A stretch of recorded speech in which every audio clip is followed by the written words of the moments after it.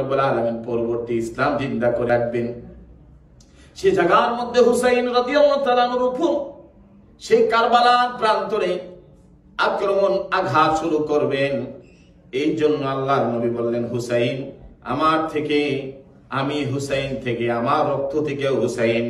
হুসাইনকে যারা ভালোবাসবে, আল্লাহর নবী একদিন মসজিদে নববীতে সাহাবায়ে কেরাম আজমাইন রাদিয়াল্লাহু তাআলা আনহুমা তাদের সামনে আল্লাহর নবী দোয়া শুরু করলেন, আল্লাহুম্মা ইন্নী উহিব্বুহুমা, আল্লাহ আমি হুসাইন হাসান হুসাইনকে ভালোবাসি, ফাআহিব্বাহুমা, আল্লাহ আমার এই হাসান হুসাইনকে যারা ভালোবাসবে, ওয়াহিব্বা মান ইউহিব্বুহুমা, যারা হাসান হুসাইনকে এবং এই আহলে বায়াতকে যারা ভালোবাসবে, রব্বুল আলামিন তুমি তাদেরকে ভালোবাসো। রাসূল বলেন, আল্লাহুম্মা ইন্নী উহিব্বুহুমা, আমি হাসান হুসাইনকে ভালোবাসি, ফাহিব্বাহুমা, আল্লাহ তুমি যাদেরকে ভালো, তাদেরকে যারা ভালোবাসবে, যারা হাসান হুসাইনকে যারা ভালোবাসবে, ওয়াহিব্বা মান ইউহিব্বুহুমা, রব্বুল আলামিন তুমিও তাদেরকে ভালোবাসো। সুবহানাল্লাহ। এর অর্থ কি দাঁড়ায়? নবী দোয়া করলেন, হাসান হুসাইনকে আমি ভালোবাসি, আল্লাহ হাসান হুসাইনকে যারা ভালোবাসবে তুমি তাদেরকে ভালোবাসো। সুবহানাল্লাহ। আর আল্লাহ রাসূল যাদেরকে ভালোবাসেন, আল্লাহ তাদেরকে ভালোবাসেন, আল্লাহ যাদেরকে ভালোবাসেন, আল্লাহ রাব্বুল আলামিন তাদেরকে আল্লাহর জান্নাত দিয়ে আল্লাহ রাব্বুল আলামিন সন্তুষ্ট করে। সুবহানাল্লাহ। হাসান হুসাইনের ভালোবাসার সাথে নবীর ভালোবাসা, নবীর ভালোবাসার সাথে আল্লাহর ভালোবাসা, এই ভালোবাসার উপর যারা আঘাত করবে তাদের পরিণতিটা কি হবে, তাদের অবস্থাটা কি হবে? এই জন্য হাদিসে হযরত আবু হুরায়রা রাদিয়াল্লাহু তাআলা আনহু قال قال رسول الله صلى الله عليه وسلم من احبهما فقد احبني ومن ابغضهما فقد ابغضني। রাসূল বলেন, যারা আমাদেরকে ভালোবাসবে আল্লাহ তাদেরকে ভালোবাসবেন, আর আমাদের সাথে যারা শত্রুতামি করবে আল্লাহ তাদেরকে শত্রুতামি, আল্লাহ তাদের সাথে সম্পর্ক রাখবেন না। কাজে আল্লাহর রাসূলের ভালোবাসার সাথে হাসান হুসাইনের ভালোবাসার সাথে যেমন ঈমান জড়িত, মুসলমানের পরকালের নাজাত জড়িত, আজকে সেই ইমাম হুসাইন রাদিয়াল্লাহু তাআলা আনহুর উপর কারবালার প্রান্তরে 10ই মুহররম ইয়াজিদের মতো বিশাল বাহিনী কুফা এবং কারবালার প্রান্তরে সেই নীল নকশা করে তাদেরকে শহীদ করে দেওয়া তারা ব্যবস্থাপনা করলো।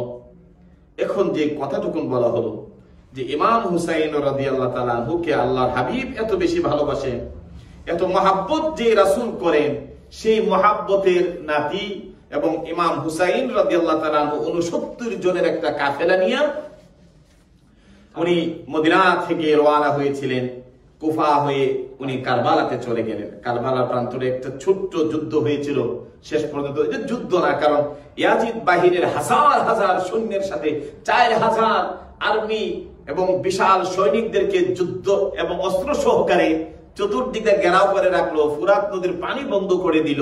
আর এখানে 69 জনের একটা কাফেলা, ইমাম হুসাইন সহকারে 19 জন ছিল, শিশু নারী সহকারে আর কয়েকজন যুবক মিলিত 69 জনের একটা কাফেলা, যারা গিয়েছিল যে সেই ফুরাতের প্রান্তরে এবং কারবালার প্রান্তরে যে ইমাম হুসাইন রাদিয়াল্লাহু তাআলা আনহু কুফার যে পরিবেশ হয়েছিল, ইরাকের যে পরিবেশটা হয়েছিল, সেখান থেকে মুসলমানদেরকে একটা নাজাত দেওয়ার জন্য ইমাম হুসাইন রাদিয়াল্লাহু তাআলা 69 জনের কাফেলা নিয়ে উনি রওনা হয়েছিলেন আসলে যুদ্ধ করার জন্য। যুদ্ধ করা হলে তো হাজার হাজার সৈনিকদেরকে নিয়ে সেই মক্কা মদিনা থেকে যারা সাহাবায়ে কেরাম আজমাইনরা ছিলেন তাদেরকে নিয়ে যাওয়ার কথা ছিল, কিন্তু সেই উদ্দেশ্য তো ছিল না। উদ্দেশ্য ছিল সেখানে যাইয়া তাদের সাথে কথা বলে একটা শান্তি ফিরিয়ে নিয়ে আসা, যাতে এই মুসলিম উম্মার মধ্যে ঘরে ঘরে অর্থাৎ এই ক্ষমতা নিয়ে যেন এই কুফা, কারবালা, মিশর, ইরাক, তারপরে আপনার সিরিয়া, মক্কা মদিনা সহকারে এই জাজিরাতুল আরবের মধ্যে যেন একটা যুদ্ধ বিগ্রহ গড়ে গড়ে যেন শুরু না হয়, এই জন্য এই উদ্দেশ্যে ইমাম হুসাইন রাদিয়াল্লাহু তাআলা আনহু সেই পথে রওনা দিয়েছিলেন। এখন আপনি যদি এই দিকটা খেয়াল করেন যে শুধু ওই দিন সেই কারবালার প্রান্তরে যাওয়া মুসলমান বাহিনী একদল ওনার বিপক্ষে আহলে বায়াতের উপর আপনার চড়াও হয়ে তাদেরকে শহীদ করে দেওয়া, এই ইতিহাস শুধু ওই দিন থেকে নয়, এই ইতিহাস আল্লাহর হাবিবের আগমনের বহু পূর্বে থেকে এই নীল নকশা শুরু করেছিল। এরা কারা? যারা জানতো আখিরি নবী মুহাম্মদুর রাসূল সাল্লাল্লাহু আলাইহি সাল্লাম মক্কা থেকে হিজরত করে কোথায় আসবেন? মদিনাতে আসবেন। মদিনাতে আয়েশা বনু কুরাইজা আল ইয়াহুদা সেখানে বসবাস শুরু করলো রাসূলের আগমনের অনেক পূর্বে। আল্লাহর হাবিবকে আল্লাহ পাক রব্বুল আলামিন কুরআনুল কারীমে জানিয়ে দিলেন, হাবিব আপনাকে ইহুদিরা যেমন করে একজন বাবা তার ছেলেকে চিনে, একজন মা তার মেয়েকে চিনে, ভাই ভাইকে যেমন করে চিনে, এই মদিনার ইহুদগুলো ওই জাতিরা আপনাকে একজন ভাই ভাই যেমন করে ভাইকে চিনে, একজন বাবা তার ছেলেকে যেমন করে চিনে, ইহুদি জাতিরা রাসূলগো আপনাকে তাদের চেয়ে আরো বেশি ভালো করে জানে। আল্লাহর হাবিবের আগমনের পূর্বেই তারা তাদের তাওরাত কিতাব নিয়ে বসে আছে। নবী কোন বংশের মধ্যে আসবেন ওই বংশকে শেষ করে দেওয়ার জন্য অনেক পায়তারা করেছে, রাহমাতুল লিল আলামিন নবী যেন এই জগতের মধ্যে আসতে না পারে। আল্লাহ পাক রব্বুল আলামিন দয়া করে করে করে করে সেই ঈসা নবী পর্যন্ত আল্লাহর হাবিবকে আগমন করবেন কিভাবে সব আল্লাহ রাব্বুল আলামিন লিপিবদ্ধ করে দিলেন। এই ইতিহাস পড়ে ইহুদি জাতিরা কিতাব নিয়ে বসে থাকতো। এই জন্য মক্কাতে একটা ইহুদি বংশ ছিল না, সবাই যাইয়া মদিনাতে তারা বসবাস শুরু করলেন। এই বনু কুরাইজা তারা যাইয়া বসবাস শুরু করলেন, একত্র হলেন। দুনিয়ার ইহুদিগুলো কি জন্য? রাহমাতাল লিল আলামিন নবী পৃথিবীতে আসবেন, আসার পরে তারা দলবদ্ধ হইয়া নবীকে দুনিয়া থেকে বিদায় করে দিবেন। নাউযুবিল্লাহ। ইমাম হুসাইনের হত্যা ওই জায়গা থেকে শুরু হয়ে গিয়েছে। আল্লাহ নবীকে মারার জন্য একদিনের পরিকল্পনা দিয়া, রাসূলকে একদিনের পরিকল্পনা দিয়া ইয়াজিদের ঘটনা ঘটে নাই, কারবালার প্রান্তরের ঘটনা ঘটে নাই। ওই যে রাসূলের আগমন থেকে শুরু করলেন, আল্লাহর হাবিবকে দুনিয়া থেকে বিদায় করে দেওয়ার জন্য পায়তারা শুরু করলেন। তারা সেখানে সাকসেসফুল হতে পারলেন না। ওই লেশ ধরে ধরে ধরে ধরে ধরে কারবালার প্রান্তর রচিত করলেন। সেখানে রাসূলের কলিজা টুকরা ইমাম হুসাইনকে ওই ইয়াজিদের হাতে, মুসলমানের রক্তে, মুসলমানের হাতে নবীর আহলে বায়াত পরিবারকে রক্ত রঞ্জিত করে দে আল্লাহর হাবিবকে সেখানে শহীদ করে দিলেন। কি সেই ইতিহাস! আল্লাহর হাবিব সাল্লাল্লাহু আলাইহি সাল্লাম সেই বনু কুরাইজা গোত্রের মানুষগুলো যখন মদিনাতে বসবাস শুরু করলো, আল্লাহর হাবিব রাহমাতাল লিল আলামিন যখন মদিনাতে আসলেন, অনেকগুলো যুদ্ধ হলো। আমরা কত জুমা বলেছিলাম আল্লাহ রাসূলকে এক জায়গায় দাওয়াত দিয়ে মারার জন্য পাথর রেডি করে রাখলেন। এটা ছিল ওই গোত্রের মানুষগুলো। আল্লাহর হাবিব আসলেন মদিনাতে, আসার পরে তাদের পরিবেশ জানলেন। আল্লাহ যখন তাদেরকে বিজয় দান করলেন, এমন সময় বনু কুরাইজা গোত্র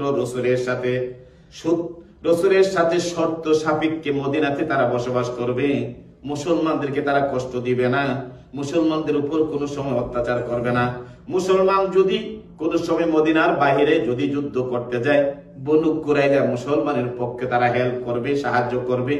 এই শর্তে এই মদিনার ইয়াহুদগুলো বসবাস শুরু করলো। এদিক দিয়ে রাসূল যখন মদিনাতে বসবাস শুরু করলেন, মদিনার মক্কার কুরাইশ, বনু সালিম, গুতফান ও বনু আসাদ, এই চার গোত্র একত্র হইয়া 10,000 সৈন্য নিয়ে মদিনাকে আক্রমণ করবেন বিশাল বাহিনী গঠন করলো। আর এদিক দিয়া গোপনে গোপনে মুনাফিকের মতো কাজ করে করে এই বনু কুরাইশের সাথে, বিভিন্ন গোত্রের সাথে যুদ্ধে তারা প্রস্তুতি নিচ্ছিল। আল্লাহর হাবিব সাল্লাল্লাহু আলাইহি সাল্লাম খবর পেয়ে ফেললেন মক্কার বিশাল বাহিনী। আল্লাহর হাবিব সাল্লাল্লাহু আলাইহি সাল্লামকে, ইসলামকে সমূলে ধ্বংস করার জন্য মদিনায় তারা আক্রমণ করবেন 10,000 সৈন্য নিয়ে। আল্লাহর হাবিব সাল্লাল্লাহু আলাইহি সাল্লাম মদিনার সাহাবায়ে কেরামদেরকে ডাকলেন, ও আমার সাহাবীরা, এই মুহূর্তে আমরা কি করতে পারি? মদিনাকে কিভাবে হেফাজত করা যায়? আল্লাহর হাবিব সাল্লাল্লাহু আলাইহি সাল্লাম এই চক্রান্ত থেকে বাঁচার জন্য, মদিনার মুসলমানকে বাঁচার জন্য কি করা যায়? রাসূল মদিনাতে স্পেশাল রাত্রের বেলা মিটিং ডাকলেন, সাহাবায়ে কেরাম আজমাইন সবাই চলে আসলো। ইয়া রাসূলুল্লাহ, আপনি আল্লাহর নবী সারে, আপনি সারে শরীয়ত প্রণেতা, আপনি যে নির্দেশনা দিবেন আমরা সেটা পালন করব। ওগো আল্লাহর নবী, আপনি সিদ্ধান্ত নিন। নবীজি আবু বকরকে ডাকলেন, ওমরকে ডাকলেন, হযরত আলীকে ডাকলেন, উসমান গনিকে ডাকলেন, আর বয়োজ্যেষ্ঠ সাহাবী সালমান ফারসি রাদিয়াল্লাহু তাআলা আনহুকে ডাকলেন। বললেন, তোমাদের মধ্যে একটা সিদ্ধান্ত তোমরা করো, কি করা যায়? হযরত সালমান ফারসি রাদিয়াল্লাহু তাআলা আনহু বললেন, ইয়া রাসূলুল্লাহ, আমরা যদি মদিনা যে দিক দিয়ে কাফের বাসী এই মদিনা শহরকে আক্রমণ করবে, আমরা যদি একটা পরীক্ষা খনন করি, আমরা যদি একটা খাল খনন করি, সরাসরি মদিনার ভিতর তারা আসতে পারবে না। রাসূল গো, চলেন আমরা এই কাজটা করি। একটা খাল পার হয়ে, একটা নদী পার হয়ে মদিনাতে আক্রমণ করলে আমরা অল্প সংখ্যক মদিনাবাসী যারা আছি, আমরা যদি তীব্রভাবে তাদের সাথে যদি যুদ্ধ লড়ে যাই, তাহলে তারা সাহস করতে পারবে না। আল্লাহ রাসূল সাল্লাল্লাহু আলাইহি সাল্লাম এই সালমান ফারসি রাদিয়াল্লাহু তাআলা আনহুর এই প্রস্তাবটা রাসূলের কাছে বড় ভালো লাগলো। নবীজি বললেন, তাহলে আর দেরি করা যাবে না। মক্কা থেকে 10,000 সৈন্য নিয়ে মদিনাকে আক্রমণ করার জন্য তারা রওনা হয়ে যাবে। আর মদিনার মধ্যে যে বনু কুরাইজা ইয়াহুদ জাতি আছে তাদের সাথে অলরেডি মিশে গেছে। এ আমার সাহাবীরা, তোমরা তাড়াতাড়ি পরীক্ষা খনন করার জন্য কাজে নেমে যাও। সাহাবীরা এবং শিশুরা সহকারে, যুবকরা সহকারে, নারী যারা আছে সবাই সহকারে মিলে এই পরীক্ষা খাল খননের কাজের মধ্যে নেমে গেল। মদিনার চতুর্দিকে এই কাজের মধ্যে নেমে গেল। 2.5 হাত পর্যন্ত নিচু আর 3.5 হাত একজন মানুষ যেন ঘোড়া দিয়ে লাফ দিয়ে যেন পরীক্ষা না আসতে পারে, এইটুকুন এই পরিমাণের তারা মদিনার চতুর্দিকটা দেখেছেন। কি পাথরের পাহাড় চতুর্দিকটা, নরমাল মাটি না। সাহাবীরা দিনে রাইতে নেমে গেলেন এই কাজ করার জন্য। আল্লাহর হাবিব সাল্লাল্লাহু আলাইহি সাল্লাম নিজেও এই পরীক্ষা খনন করা শুরু করলেন। সুবহানাল্লাহ, নিজে খাল কাটা শুরু করলেন শত্রু থেকে মদিনাকে হেফাজত করার জন্য। এই চক্রান্ত থেকে যদি মদিনার উপর আক্রমণ করে পড়ে আর ওই অবস্থায় যদি মদিনার মুসলমানদেরকে যদি শেষ করে দেয়, আর কোনদিন পৃথিবীর ইতিহাসে ইসলাম বিজয় হবে না, ইসলাম সমূলে ধ্বংস করে দিবে। এই জন্য আল্লাহর হাবিব নিজেও কাজ করা শুরু করলেন। সাহাবায়ে কেরাম আজমাইন রাদিয়াল্লাহু তাআলা আনহুরা তারা সবাই পরীক্ষা খননের কাজের মধ্যে নেমে গেলেন। আল্লাহর নবী নেমে গেলেন। সবাই কাজ করতেছে হঠাৎ করে এই পরীক্ষা খালের মাঝখানে একটা বিশাল বড় পাথর পড়ে গেল। এই পাথর কেউ এটাকে কাটতে পারে না, সরাইতে পারে না। সাহাবীরা দৌড়াইয়া রাহমাতাল লিল আলামিন নবীর কাছে চলে গেলেন। ইয়া রাসূলুল্লাহ, এত বড় বিশাল পাথর এই খালের মাঝখানে পড়ে গিয়েছে নবী গো। আমরা সাহাবীরা দিন রাত চেষ্টা করেছি গো রাসূলুল্লাহ, এই পাথর আমরা কাটতে পারি না, এই পাথর উঠাইতে পারি না, এই পাথর মাঝখান দ্বারা ভাঙ্গাও যায় না। আল্লাহর হাবিব বললেন, সাহাবীরা রে, তোমাদের হাতের কুড়ালটা আমি নবীর কাছে দাও, আমি নবী পাথর ভেঙে দেব। সুবহানাল্লাহ। আল্লাহর হাবিব কুড়ালটুকু নিলেন, নিয়ে এই বিশাল পাথরের উপরে রাহমাতাল লিল আলামিন নবী যাইয়া একটা পাথরের উপর আঘাত করলেন। একটা বিশাল রাসূলের আগো পাথরের উপর আঘাত করার সাথে সাথে একটা বিশাল বড় একটা আলো বাহির হলো। আলোটা চতুর্দিকে ছেড়ে চলে গেল। আল্লাহ নবী কুড়াল টুকুন রাখলেন আর বললেন, আমার সাহাবীরা, আমি এই আলোতে রুমের বড় বড় বিল্ডিং গুলো আমি দেখেছি, সিরিয়ার বিল্ডিং গুলো দেখেছি। আল্লাহ পাক রব্বুল আলামিন আমাদেরকে রোমের মতো রাজ্য, ইতালির রোম আমাদেরকে আল্লাহ বিজয় দান করবে। সুবহানাল্লাহ। সিরিয়া বিজয় দান করবে। সাহাবীরা কয়, মক্কা থেকে 10,000 সাহাবী শত্রুরা আসতেছে আমাদেরকে মারার জন্য, আমরা মদিনাকে হেফাজত করার জন্য আমরা এখানে খাল করি, আর রাসূল আমাদেরকে রোম বিজয়ের সুখবর দেয়। সুবহানাল্লাহ। আমাদের সিরিয়া কতদূর সেই বিজয়ের সুসংবাদ আমাদেরকে দেয়। আল্লাহর হাবিব সাল্লাল্লাহু আলাইহি সাল্লাম আবার আরেকটা আঘাত করলেন। আল্লাহর নবী বললেন, আমি এই আঘাতে আমি সেই ইরানের, তখন তো তারা পারসিক ছিল, আমি ইরানের এই পারস্য রাজা বড় বড় বিল্ডিং গুলো দেখেছি আমার উম্মতের হাতে। আল্লাহ পাক রব্বুল আলামিন ওই সেই ইরানদের পারসিকদেরকে মুসলমানদের হাতে আল্লাহ পাক বিজয় দান করবে। সুবহানাল্লাহ। সাহাবীরা আশ্চর্য হয়ে তাকাই থাকলেন। এমন করে আল্লাহর হাবিব তৃতীয় নম্বর আঘাত যখন করলেন, পাথরটা দুইটা ভাগ হয়ে গেল। সুবহানাল্লাহ। পাথর ভাগ হয়ে গেল। সাহাবায়ে কেরাম আজমাইন রাদিয়াল্লাহু তাআলা আনহুম যাইয়া পাথরগুলো সরাইলেন। এই পাথরগুলো নিয়ে উপরে নিয়ে গেলেন। খাল খনন হয়ে গেল। রাহমাতাল লিল আলামিন নবী এদিক দা রোমের বিজয়ের খবর দিলেন, আর একদিক দা ইরানের পারসিকদের বিজয়ের খবর দিলেন, সিরিয়ার বিজয়ের খবর দিলেন। আর সাহাবীদেরকে বললেন, তোমরা কঠিন ভাবে এই কাফেরদের থেকে মদিনাকে হেফাজত করার জন্য তোমরা চতুর্দিকে, তোমরা সাহাবী যারা আছো, একমাত্র মদিনার ভিতরে নারীরা থাকবে, শিশুরা থাকবে, আর তোমরা সবাই মদিনার চতুর্পাশে চলে আসো। মক্কার এই কুরাইশ বংশ, বনু সালিম, গুতফান, বনু আসা, এই 4 গোত্র মিলে আর মদিনার এই গোত্র, নবীর দুশ্মনের গোত্র ইয়াহুদ গোত্র যাইয়া একত্রিত হইয়া এই বিশাল বাহিনী নিয়া মদিনার উপর আক্রমণ করার জন্য মক্কা থেকে তারা চলে আসলো। একেবারে মদিনার কাছে এসে তারা তাবু গাড়ল। আর মদিনার সাহাবীরা মদিনার চতুর্দিক দিয়ে এই যে খাল খনন করেছে, এটাকে ইসলামের ইতিহাসে খন্দকের যুদ্ধ কয়। পরিহা খনন করলেন, আর চতুর্দিক দিয়ে সাহাবায়ে কেরামরা ঈমান আর আল্লাহর হাবিবের ভালোবাসা নিয়ে বললেন। অনেক সময় কয় না, মরলে শহীদ, বাঁচলে গাজী। এই কিছু সংখ্যক সাহাবী সবেমাত্র রাসূল আসলেন, তৃতীয় ঘটনা এটা। আল্লাহর হাবিব সাল্লাল্লাহু আলাইহি সাল্লাম কঠিন ভাবে সেটাকে প্রতিহত করার জন্য সাহাবায়ে কেরামদেরকে নিয়ে কাজ শুরু করলেন। এইভাবে দীর্ঘদিন শুরু হলো, রাত্র গভীর হয়ে গেল। আল্লাহর হাবিব সাল্লাল্লাহু আলাইহি সাল্লাম গভীর রজনীতে যাইয়া সিজদায় পড়ে গেলেন আর আল্লাহর কাছে দোয়া করেন, রব্বুল আলামিন আমার সাহাবীরা দিন রাত পরিশ্রম করে পরীক্ষা খনন করেছে, আল্লাহ এত কষ্ট করছে, অল্প সংখ্যক সাহাবী তারা যদি এখানে শহীদ হয়ে যায়, এই মদিনায় যদি কাফেররা যদি দখল করে ফেলে, তোমার রাসূল যদি দুনিয়া থেকে চলে যায়, আল্লাহ তো তোমার এই কোরআনের বাণীকে প্রচার করবে। রাসূল সিজদায় যায় নামাজ পড়ছে আর চোখের পানি ফেলে ফেলে আল্লাহর কাছে দোয়া করছে। আল্লাহ বললেন, জিবরাইল আমার বন্ধুর কাছে চলে যাও, যাই আমার বন্ধুরে 5টা নিয়ামতের কথা বলে দাও। সুবহানাল্লাহ। কি 5টা নিয়ামত? আল্লাহর হাবিবের কাছে হযরতে জিবরাইল আমিন নামাজ সালাম ফিরে শেষ করলেন। এমন সময় এসে বললেন, ওগো আল্লাহর নবী, আপনি পেরেশান হবেন না, আপনি চিন্তা করবেন না, আল্লাহ পাক রব্বুল আলামিন এই মদিনাকে আল্লাহ হেফাজত করবে। সুবহানাল্লাহ। আপনার উম্মতের, আপনার সাহাবায়ে কেরামের কি মহব্বত, দ্বীনের জন্য তাদের কত ভালোবাসা আল্লাহ দেখতে চেয়েছে। এই যুদ্ধে আল্লাহ রাব্বুল আলামিন আপনাকে বিজয় দান করবে। সুবহানাল্লাহ।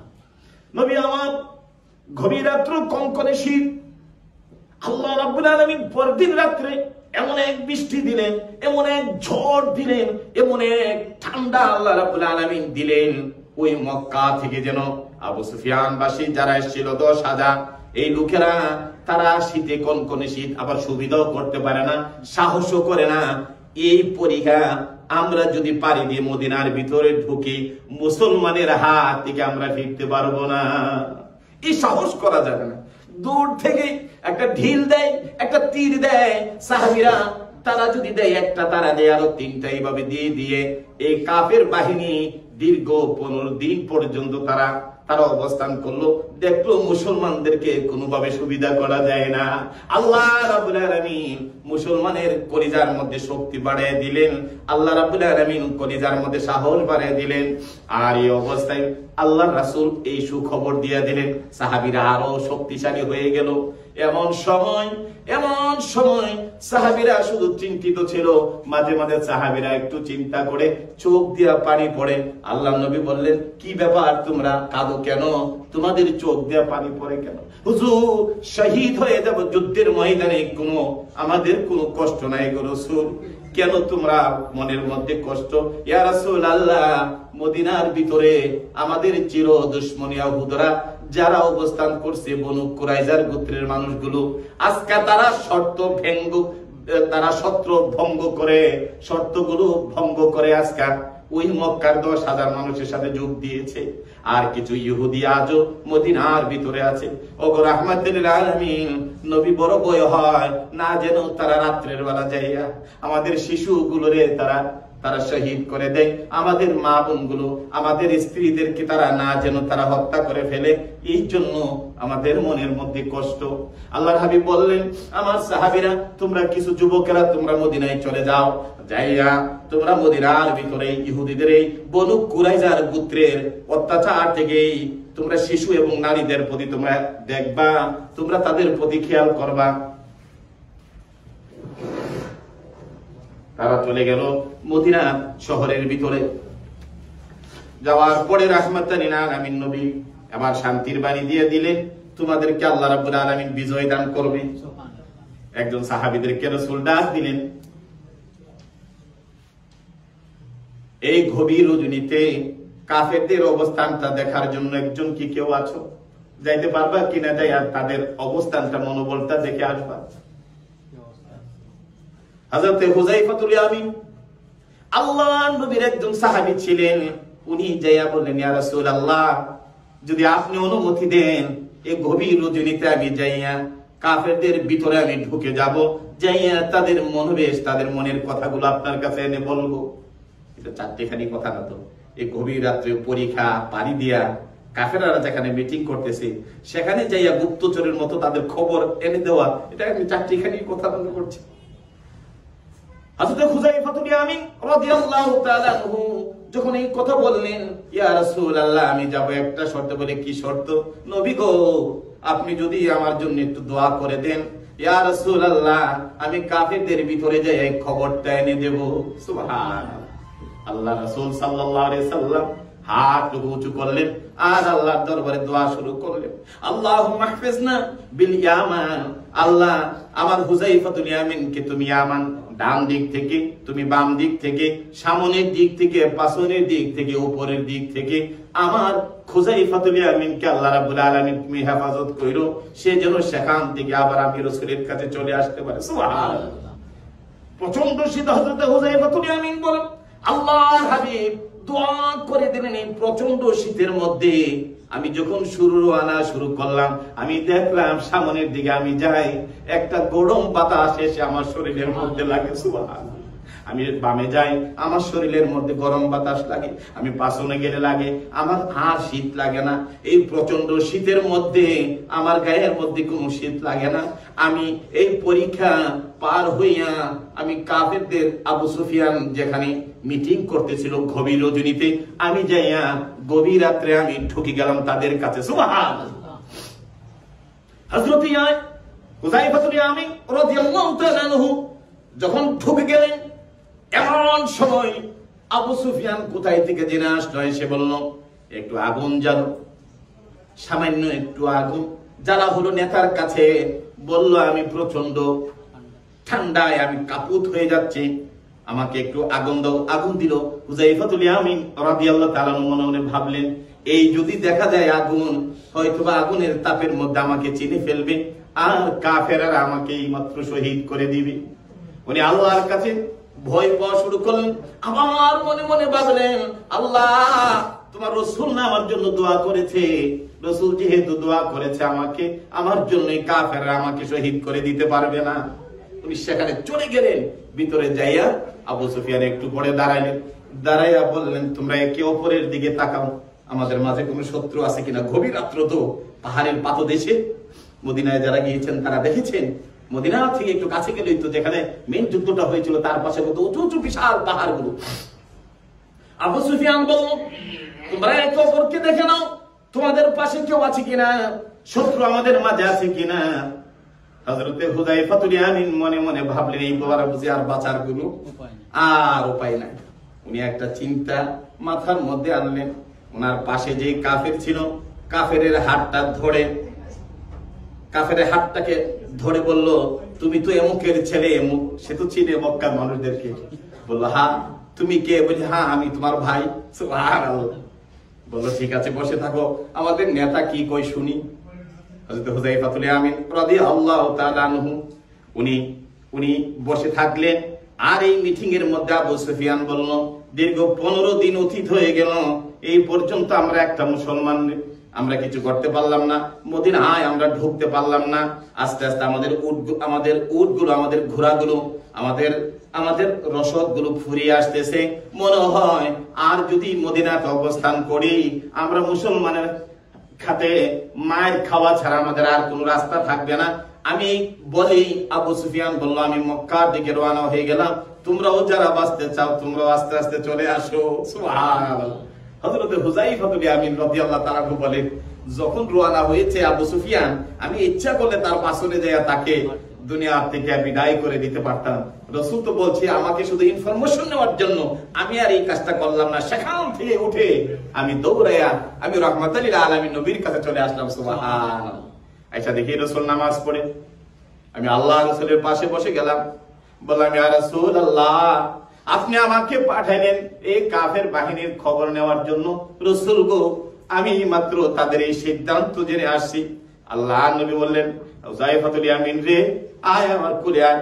রাসূল তাকে আল্লাহর হাবিবের উরু মুবারকের মধ্যে আদর করে শোয়াইলেন, নিজের গায়ের যে চাদরটা আছে চাদরটা দিয়ে ঢেকে দিলেন, আর বললেন, সারা রাত কষ্ট করেছো, ফজরের আগ পর্যন্ত একটু ঘুমিয়ে নাও। সুবহানাল্লাহ। সেই হুযায়ফাতুল ইয়ামিনের একটা ঘটনা আছে, তার কবর হয়েছিল সেই ইরাকের বাগদাদ শহরের মধ্যে, তার পাশে সালমান পার্কের মধ্যে। এই ঘটনা আমি বলেছিলাম অনেক আগে, যাই হোক সেদিকে যাচ্ছি না। সেই মদিনায় খনন করা হলো। রাসূল সাল্লাল্লাহু আলাইহি ওয়াসাল্লাম আল্লাহ পাক রব্বুল আলামিন বিজয় দান করলেন। ওই পরীক্ষা খনন শেষ করে কাফেররা পরের দিন সব মক্কার দিকে চলে গেল। আল্লাহ পাক রব্বুল আলামিন এই মদিনায় মুসলমানদেরকে আল্লাহ বিজয় দান করলেন। রাসূল মদিনাতে চলে আসলেন। জিবরাইল আমিন আয়েশা রাসূলের ঘরের মধ্যে হাজির। ইয়া রাসূলুল্লাহ, নবী আমার, আল্লাহ পাক রব্বুল আলামিন আমাকে মাত্র প্রেরণ করেছে। বলে, কেন? এই মাত্র প্রেরণ করেছে রাসূল গো, আপনার সাথে যারা আপনার শর্ত ভঙ্গ করেছে, এই বনু কুরাইজার গোত্র, মদিনার আশেপাশে যারা বসবাস করে, তারা মদিনার তৃতীয় গোত্র, তারা তো যুদ্ধে যায় নাই, আপনার সাথে যুদ্ধ ভঙ্গ করেছে। ওই মক্কার কাফেরদের সাথে তারা শরীক হয়েছে, মুসলমানদেরকে ধ্বংস করার জন্য তাদের পায়তারা শুরু হয়েছে। ইয়া রাসূলুল্লাহ, তাদেরকে এই মদিনা থেকে বিতাড়িত করার জন্য আল্লাহ হুকুম দিয়েছে। সুবহানাল্লাহ। যাই আল্লাহ হাবিব মদিনাতে আর অবস্থান করেন নাই, সাথে সাথে বনু কুরাইজাতে চলে গেলেন। ওই ইয়াহুদা গোত্রের চতুর্পাশে যে সাহাবীরা অবস্থান নিলেন, 25 দিন পর্যন্ত সাহাবীরা অবস্থান নিলেন। আর বললেন, এই মদিনা থেকে বাইরে হতে দেব না, তোমরা নিঃশর্তে যদি আমি রাসূলের কাছে এসে যদি তোমাদের এই অপরাধের জন্য ক্ষমা না চাও, অপরাধের জন্য যদি ক্ষমা না চাও, আল্লাহর পক্ষ থেকে তোদের জন্য শাস্তি অব্যাহত হয়ে গিয়েছে। এই তারা হলো ইহুদি জাতি। সেই মদিনা থেকে রাসূল আগমনের আগ থেকে ধরে রাসূলকে শহীদ করে দেওয়ার জন্য তারা সেখানে পায়তারা শুরু করেছিল। তারা যে মদিনাতে মক্কাতে বসবাস করে নাই, তারা জানে রাহমাতাল লিল আলামিন মক্কাতে থাকবেন না, মদিনাতে যে অবস্থান শুরু করলো এই বনু কুরাইজার গোত্র। ওই গোত্র থেকে যাইয়া কাজ করতে করতে আল্লাহর হাবিবকে কোনো সুবিধা করতে পারে নাই, আল্লাহ রাসূলকে কোনো সুবিধা করতে পারে নাই। কিন্তু তাদের সুবিধাটা হয়েছিল সাহাবে কেরাম আজমাইন রাদিয়াল্লাহু তাআলা আনহুমাদের উপরে। কিভাবে সুবিধা করলো এই জাতি? হযরত আবু বকর, হযরত ওমর রাদিয়াল্লাহু তাআলা আনহু, এই দুইজন ভালোভাবে রাষ্ট্র পরিচালনা করেছিল। হযরত উসমান গনি রাদিয়াল্লাহু তাআলা আনহু যখন আসলেন, খারিজিদের একটা দল, এই খারিজিদের প্রধান যিনি এই দল নির্ধারণ করেছিলেন, এটাও ছিল ইয়াহুদা বংশের একজন। এইভাবে করে ওসমান গনিকে শহীদ করে দিলেন। নামাজরত অবস্থায় হযরতে আলী আসলেন। হযরত আলী রাদিয়াল্লাহু তাআলা আনহুর সাথে এই জাতিরাই হযরত আলী রাদিয়াল্লাহু তাআলা আনহুর সাথে এবং নবীর স্ত্রী মা আয়েশা সিদ্দিকা রাদিয়াল্লাহু তাআলা আনহাকে দুইটা ভাগ করে খারিজিতে একটা দল হয়ে গেল, আলীর সাথে একটা দল করলেন, কইরা মুসলমানের সাহাবীদের মধ্যে একটা ডিভাইডেশন সৃষ্টি করলেন, করে মুসলমানের মধ্যে আলী রাদিয়াল্লাহু তাআলা আনহু রাসূলের মেয়ের জামাই হযরত আলী রাদিয়াল্লাহু তাআলা আনহু, আর আরেক দিক দা হলো মা আয়েশা সিদ্দিকা রাদিয়াল্লাহু তাআলা আনহা নবীর স্ত্রী, দুইটা দল করে একটা যুদ্ধের ঘোষণা করে দিলেন। ওই যুদ্ধের মধ্যে এটা সিফিনের যুদ্ধ। এই যুদ্ধে ৬০,০০০ নবীর সাহাবী হাফিজুল কোরআন সেদিন শহীদ হয়। এই কাজটাও করেছিল ওই জাতির লোকেরা। এই জন্য কারবালার প্রান্তরের ইতিহাস শুধু কারবালার ঘটনা দিয়ে বোঝা যাবে না, এই ইতিহাস ১০০০ বছরের আগের ইতিহাস। আমার ভাইরা, এই জন্য এই কথাগুলো গভীরভাবে আপনাদেরকে বুঝতে হবে। রাসূলের মেয়ের জামাই হযরত আলী রাদিয়াল্লাহু তাআলা আনহু আর রাসূলের স্ত্রী, তাদের মধ্যে যুদ্ধ করে দিলেন। সিফফিনের যুদ্ধ হলো বিশাল যুদ্ধে, এটা মুসলমানের মধ্যে। সেখানে ওই ইয়াহুদের যে প্রধান ছিল মুনাফিক, সেই লোকেরা করে মুসলমানদের মধ্যে এই যুদ্ধ শুরু করে দিলেন। সেখান থেকে আলী রাদিয়াল্লাহু তাআলা আনহুকে, সেখান থেকে ইমাম হাসান হুসাইনকে কিভাবে শহীদ করে কারবালার প্রান্তরের একটা ট্র্যাজেডি ঘটনা হয়েছে, এই কথাগুলো ইনশাআল্লাহ আগামী জুমা বলে সংক্ষিপ্তভাবে শেষ করে তারপরে আমরা যে সূরার উপর তাফসীর করতেছিলাম সূরাতুন নূন, তারপরে আমরা ওই আলোচনায় চলে যাব। তো এই ঘটনাগুলো আসলে খুব লম্বা ঘটনা। এই কথাগুলো বলতে হলে হাদিস এবং ইসলামিক ইতিহাসগুলোকে আপনার সামনে প্রস্তুত করতে হলে একটা লম্বা সময় দরকার লাগে। যাই হোক, আলহামদুলিল্লাহ আমাদেরকে যেন আল্লাহ বোঝার তৌফিক এনায়েত করে। আজও সেই জাতি আছে, আজকে আমাদের ছোট ছোট শিশু বাচ্চাগুলো ফিলিস্তিনের খাবার নাই, খাবার আনতে গেলে তাদেরকে শেষ করে